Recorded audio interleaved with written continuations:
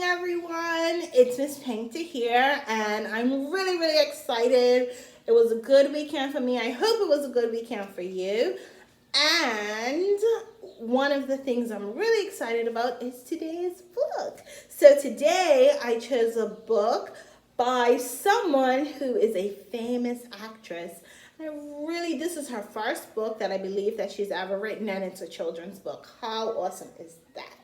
And the name of her book is Sulwe. And her name is Lupita Nyong'o. And the illustrations are amazing.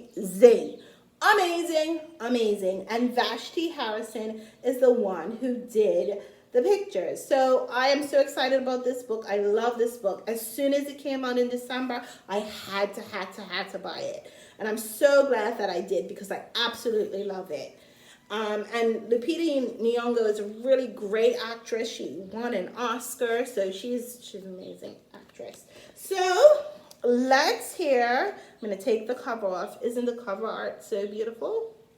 I'm going to take the cover off, and I'm going to get started on this book, Sulwe.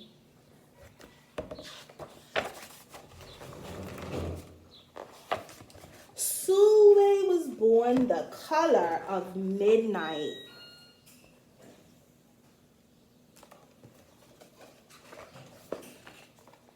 She looked nothing like her family, not even a little, not even at all. Mama was the color of dawn, Baba the color of dusk, and Mish, her sister, was the color of high noon. Hardly anyone at school looked like Sulwe either. People gave her sister, Mish, pet names like Sunshine and Ray and Beauty. People gave Sulwe names like Blackie and Darky and Night. Sulwe felt hurt every time, so she hid away while her sister made lots of friends.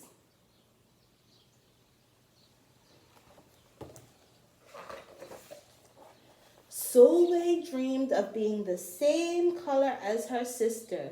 She wanted real friends too.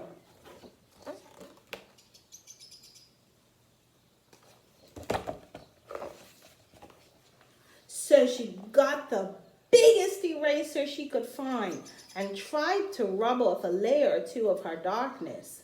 That hurt. She crept into Mama's room and helped herself to her makeup. Oh no, she would hear about this from Mama.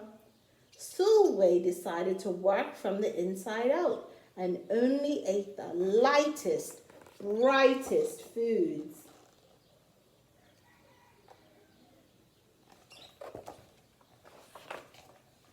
With a stomach ache, she went to bed early and turned to God for a miracle. Dear Lord, why do I look like midnight when my mother looks like dawn? Please make me as fair as the parents I'm from. I want to be beautiful, not just to pretend. I want to have daylight. I want to have friends. If you hear me, my Lord, and would like to comply, may I wake up as bright as the sun in the sky? Amen. When Mama came in to wake her for school the next morning, Sulwe rose to find not a trace of daylight in her midnight skin. Sulwe told Mama everything.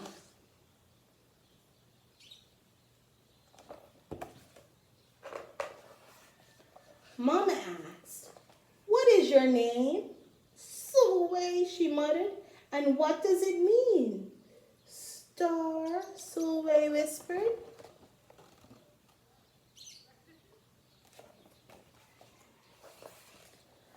Brightness is not in your skin, my love.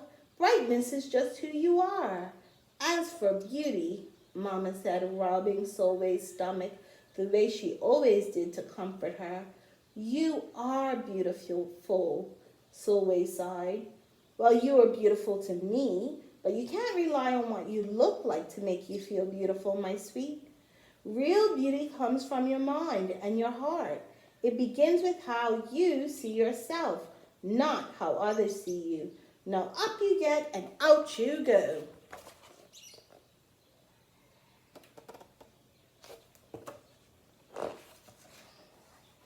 How could she, as dark as she was, have brightness in her? How could she have beauty when no one but her mother seemed to see it? How could she be a star?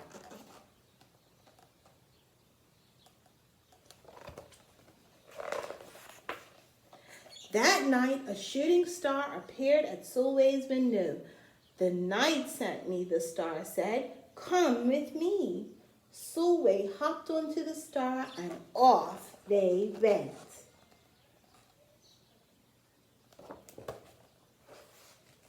"Long ago, at the beginning of time," said the star, "there was night and day, and they were sisters."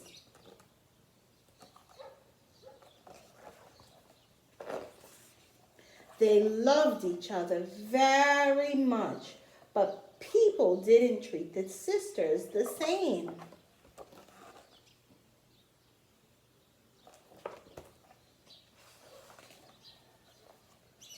People gave Day pet names like lovely and nice and pretty. People gave Night names like scary and bad and ugly. She felt hurt every time. Well, Night got fed up and walked right off the earth.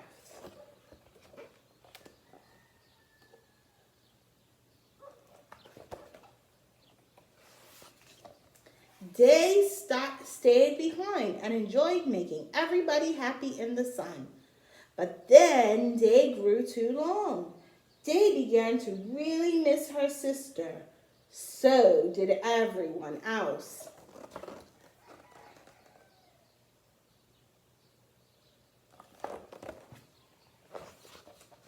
There had to be a way to get her back. Day set off to find Night, and she did. "I miss you," said Day. "I miss you too," said Night. "But you don't know what it's like to be treated badly for being dark." "You're right, I don't," Day replied. "But what I do know is that we need you just the way you are. Come and see."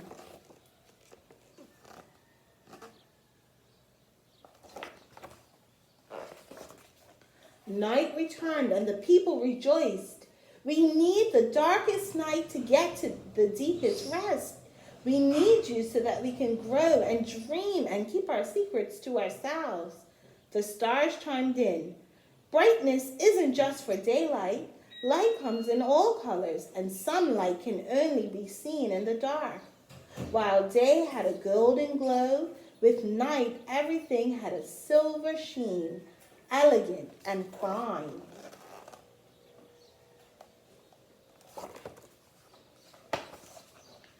Day told her sister, "When you are darkest is when you are most beautiful. It's when you are most you." Could it be that night did not need to change? Not even a little? Not even at all?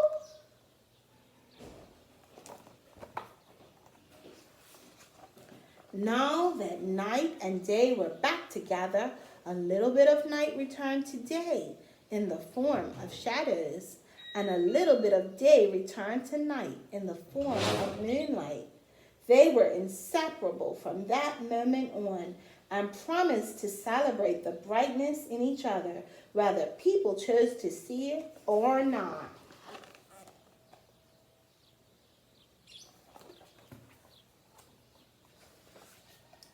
"You see," the star explained, "we need them both on their sunniest days and their darkest night and every shade in between.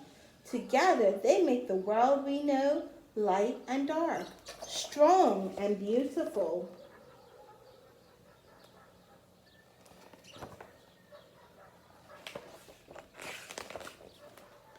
Sulwe rose the next morning beaming. There would be no hiding anymore. She belonged out in the world, dark and beautiful, bright and strong.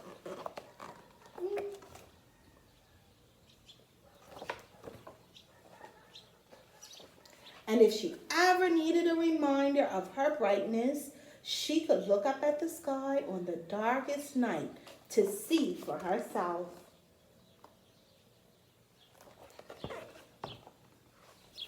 Sulwe felt beautiful inside and out. And that is the end of the story. I really hope you like that story.